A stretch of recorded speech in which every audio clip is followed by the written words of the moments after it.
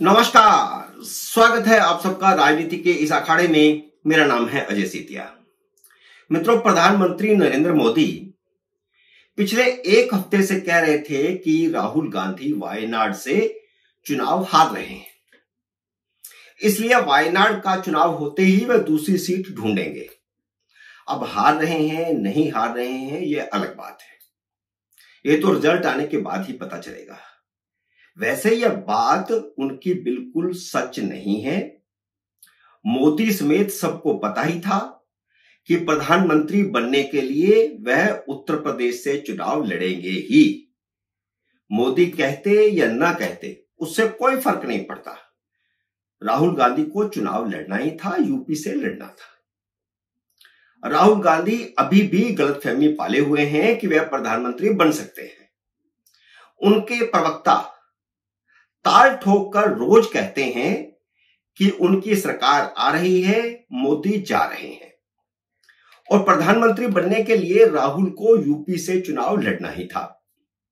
मोदी खुद भी प्रधानमंत्री बनने के लिए उत्तर प्रदेश से चुनाव लड़ने आए थे और तीसरी बार वाराणसी से चुनाव लड़ रहे हैं। कहते हैं कि प्रधानमंत्री बनने का रास्ता यूपी से ही आता है, यूपी से ही निकलता है। देश में अभी तक 15 प्रधानमंत्री बने हैं, उनमें से 9 उत्तर प्रदेश से सांसद रहे हैं। जवाहरलाल नेहरू, लाल बहादुर शास्त्री, इंदिरा गांधी, वीपी सिंह, राजीव गांधी, चरण सिंह, अटल बिहारी वाजपेयी, चंद्रशेखर और नरेंद्र मोदी, ये सब यूपी से ही चुने गए। तो राहुल गांधी को यह गलतफहमी है कि उन्हें प्रधानमंत्री बनना है, इसलिए उन्हें केरल के साथ साथ यूपी से चुनाव लड़ना ही होगा। लेकिन वह अमेठी से चुनाव लड़ने की हिम्मत नहीं जुटा पाए। पिछली बार स्मृति ईरानी ने उन्हें ऐसा हराया कि उस सदमे से अभी तक बाहर नहीं निकले हैं। वह अपने दादा फिरोज गांधी की सीट पर चुनाव लड़ने गए, जहां बाद में 1967 से 1977 तक उनकी दादी इंदिरा गांधी और 2004 से 2019 तक उनकी मां सोनिया गांधी सांसद थी। मूलतः यह उनके दादा फिरोज गांधी की सीट है, नेहरू परिवार की सीट नहीं थी। फिरोज गांधी की डेथ के बाद यह इंदिरा गांधी की सीट बनी, फिर उसके परिवार की सीट बनी। वैसे नेहरू परिवार की शीला कौल और अरुण नेहरू भी 2-2 बार यहां से सांसद रह चुके हैं। पर सवाल यह है कि वह अपने चाचा की, फिर बाद में पिता की और फिर बाद में मां की जीती हुई सीट अमेठी से क्यों भाग गए? वह खुद भी तो अमेठी से 3 बार जीते थे।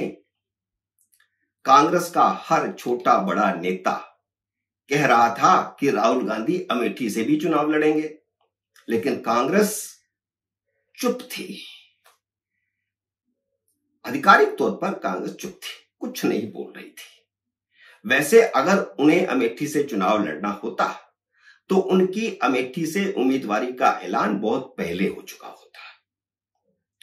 उन्हें रायबरेली से चुनाव लड़ना था, इसीलिए सीट का ऐलान नहीं किया गया था, बल्कि राहुल गांधी को यूपी से चुनाव जितवाने के लिए ही सोनिया गांधी ने रायबरेली सीट खाली की थी और खुद राज्यसभा में जाने का फैसला किया था।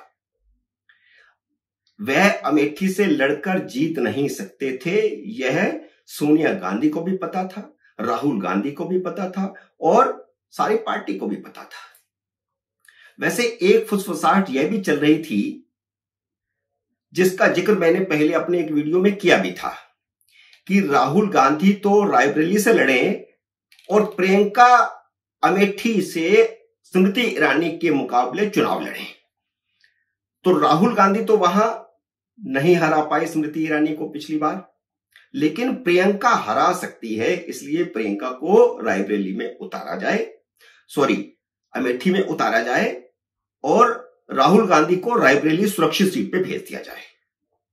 फिर एक चर्चा यह चली कि प्रियंका को मंडी लोकसभा सीट से कंगना रनौत के सामने लड़ाया जाए।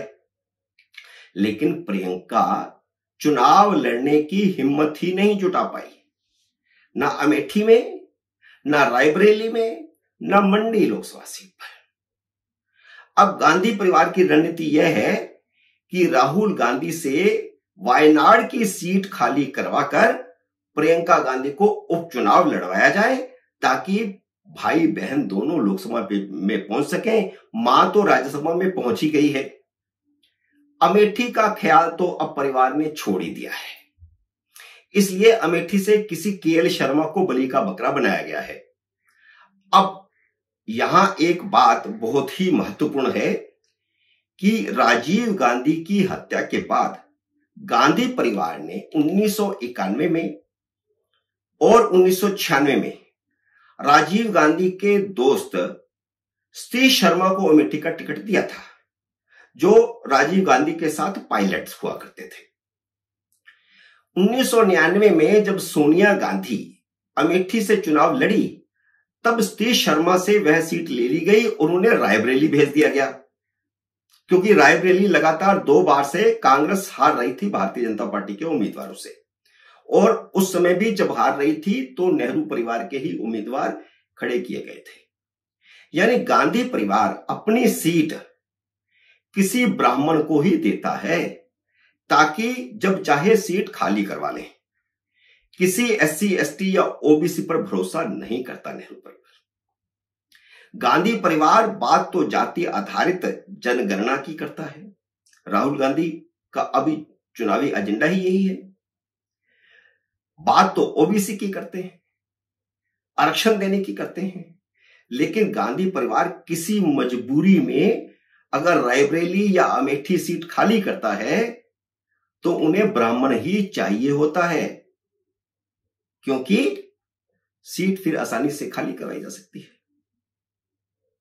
उदाहरण सिर्फ शीला कौल, अरुण नेहरू, सतीश शर्मा और अब केएल शर्मा का ही नहीं है।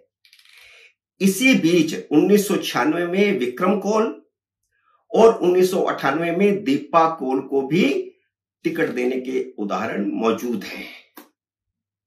मित्रों, उम्मीद है मेरा यह वीडियो आपको पसंद आया होगा। इसे लाइक और शेयर कीजिए। अगले वीडियो में मिलते हैं किसी अन्य विषय के साथ जल्द ही। तब तक नमस्कार।